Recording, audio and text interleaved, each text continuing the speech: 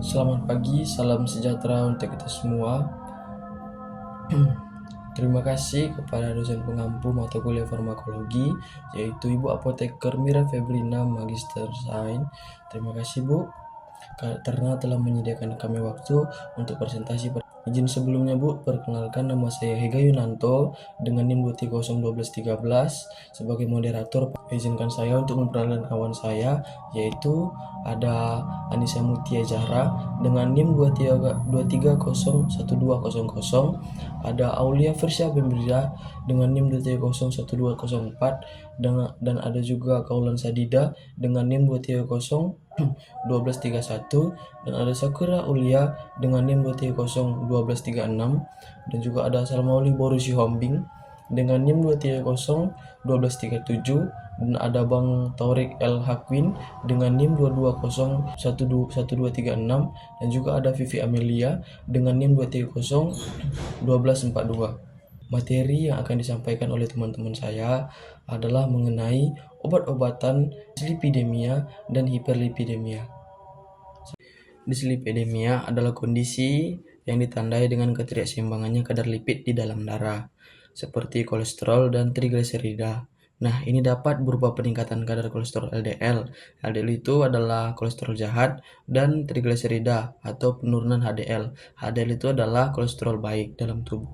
Nah, penyebabnya biasanya dari genetik atau dislipidemia primer atau gaya hidup yang tidak sehat. Selanjutnya, hiperlipidemia.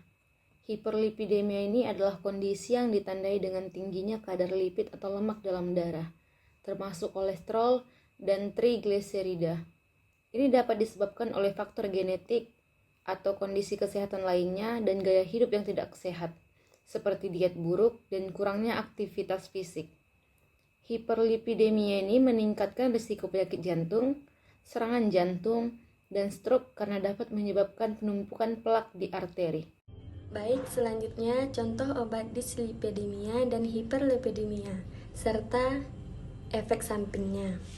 Yang pertama ada statin, menurunkan kadar kolesterol LDL. Contohnya atorvastatin. Efek sampingnya itu nyeri otot, gangguan pencernaan, dan peningkatan enzim hati.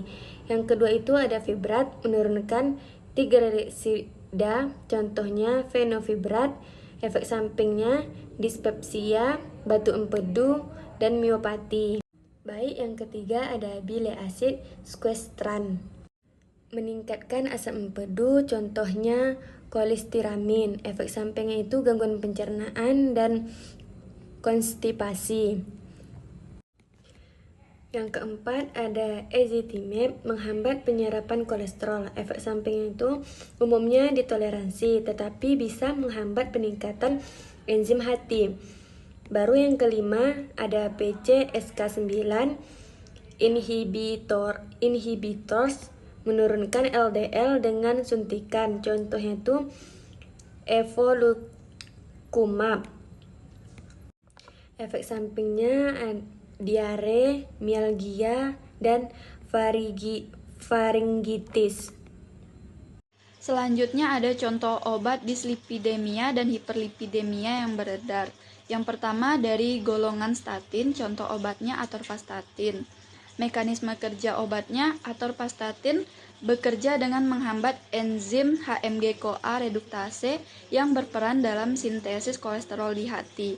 Dengan menghambat enzim ini, atorvastatin menurunkan kadar kolesterol jahat atau LDL dan trigliserida, serta meningkatkan kolesterol baik atau HDL dalam darah.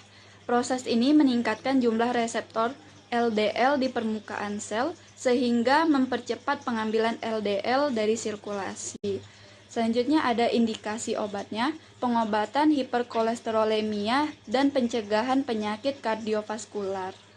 Jadi kontraindikasi dari obat: dilarang pada pasien dengan alergi terhadap atorvastatin, gangguan hati serius, serta pada wanita hamil atau menyusui. Efek sampingnya itu yang umumnya seperti nyeri otot, sakit kepala, dan gangguan pencernaan, termasuk rhabdomyolysis dan gangguan fungsi hati. Fibrat atau fenofibrat. Mekanisme kerjanya yaitu fibrat bekerja dengan mengaktifkan reseptor peroksisom proliferator oxidase reseptor alfa (PPAR alfa). Aktivitas PPAR alfa meningkatkan oksidasi asam lemak dan mengurangi sintesis trigliserida di hati, sehingga mengurangi kadar. Fenobitrat juga meningkatkan produksi kolesterol HDL dengan meningkatkan sintesis apolipoprotein A1 dan A2. Indikasinya yaitu indikasi utama termasuk hiperlipidemia dan pengurangan risiko pankreatitis. Kontraindikasi meliputi penyakit hati berat, gangguan ginjal, dan kehamilan. Efek samping dapat mencangkup gangguan pencernaan, nyeri otot, dan meningkatkan kadar kreatin. Pengguna fenofibrat juga dapat meningkatkan resiko batu ginjal akibat efek urea kusuria. Yang pertama, bile acid sequestran kolesteramin. Dengan mekanisme kerjanya, bekerja dengan mengikat asam empedu di usus, mengurangi penyerapan kolesterol ke dalam darah, dan meningkatkan produksi asam empedu oleh hati sehingga menurunkan kadar kolesterol LDL. Dengan indikasi digunakan untuk hiperkolesteremia, gatal akibat obstruksi empedu, dan diare akibat asam empedu. Dengan kontradiksi, tidak boleh digunakan pada pasien dengan obstruksi empedu total atau alergi terhadap kolesteramin. Efek sampingnya termasuk konstipasi, nyeri perut, mual, dan ruam kulit. Baiklah, sekian dari presentasi kami. Jika ada kurang kami mohon maaf. Sekian, terima kasih.